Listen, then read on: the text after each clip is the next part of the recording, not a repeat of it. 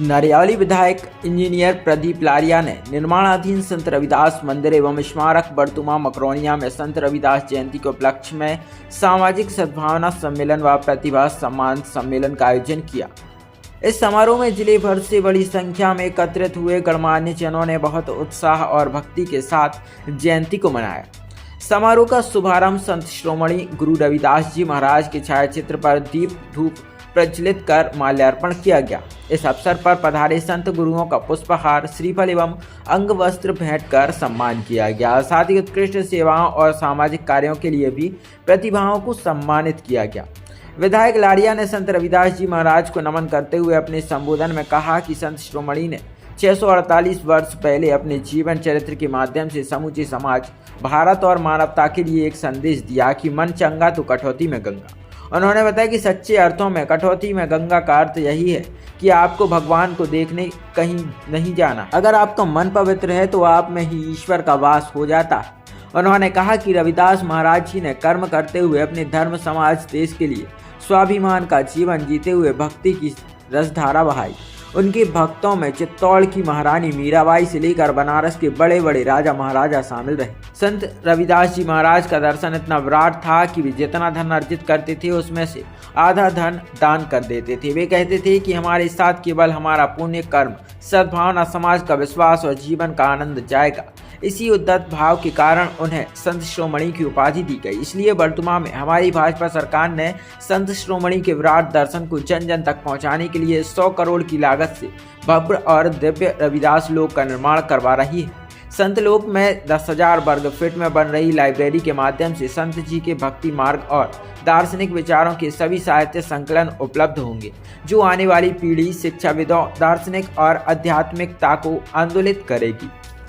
महाराज जी के जो विचार थे वो आज भी हम सबके जीवन में कहीं ना कहीं रोशनी करते हैं, प्रकाश करते हैं। और उनके विचारों को केंद्रित रखकर ही संत रविदास महाराज जी का यहाँ पर भव्य मंदिर का निर्माण हो रहा है। उन्होंने कहा था, ऐसा चाहूँ राज्य मिले सबन को अन्य, छोटे बड़े सब से रविदास रहे प्रसन्न। तो उन्होंने उस समय लगभग 650 वर्ष पहले ऐसे राज्य की कल्पना की थी कि सब समानता के साथ रहे, सबको दो वक्त का भोजन मिले, सबके जीवन में प्रकाश हो, सबका जीवन अच्छा चले। उन्होंने इस बात को भी कहा था, मन चंगा तो कटौती में गंगा।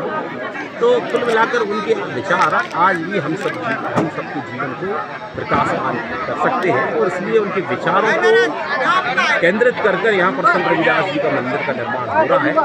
और इस मंदिर के निर्माण से उनकी वाणी, उनके कर्म, उनका कार्य और उनकी भक्ति, ये सब जन जन तक पहुँचेगी। निर्माण आपका मंदिर का हो रहा है, लेकिन आप कह रहे थे आपके संबोधन में कि इसको रोजगार के माध्यम से जोड़ा जाएगा। क्या पहले देखिए, हम लोग अभी संत रविदास लोक का निर्माण कर रहे हैं, जिसमें पुस्तकालय बनेगी, 4 गैलरी बनेंगी, जिसमें संत रविदास जी का जो जीवन परिचय है, उनका भक्ति का पंथ का व्याख्या है, एजुकेशन हब बनाएंगे। और इसके अलावा भी मुझे लगता है कि इसको न केवल मंदिर हो, पुस्तकालय हो, ये तो सब रहेंगे, भक्त निवास भी रहेगा, है ना, जलकुंड भी बनेगा। लेकिन इसको भविष्य में हम लोग प्लान करेंगे। माननीय मुख्यमंत्री जी से लगातार हम लोगों की चर्चा हो रही है कि एजुकेशन का सेंटर भी बने, स्किल डेवलपमेंट का सेंटर बने, और संत रविदास जी की जो वाणी है उस पर शोध का भी केंद्र बने। आपको कोई प्रदेश की बड़ी जवाबदारी दी जा रही है, इसको क्या बोलेंगे? नहीं, अब मैं तो काम पर विश्वास रखता हूँ, है ना, जो सामने काम होता है उसको। आपका नाम चल रहा है? देखिए, मैंने कभी किसी चीज़ के पीछे नहीं पड़ा। पार्टी जब चाहेगी, जैसा चाहेगी, तो जिस काम के लिए चाहेगी उसके लिए मैं तैयार हूँ। मंदिर कितना समय लगेगा निर्माण के लिए?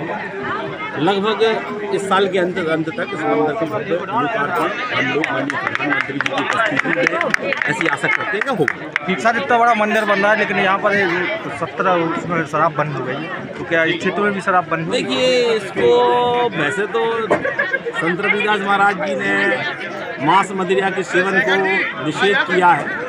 लोगों में ये प्रेरणा आना चाहिए।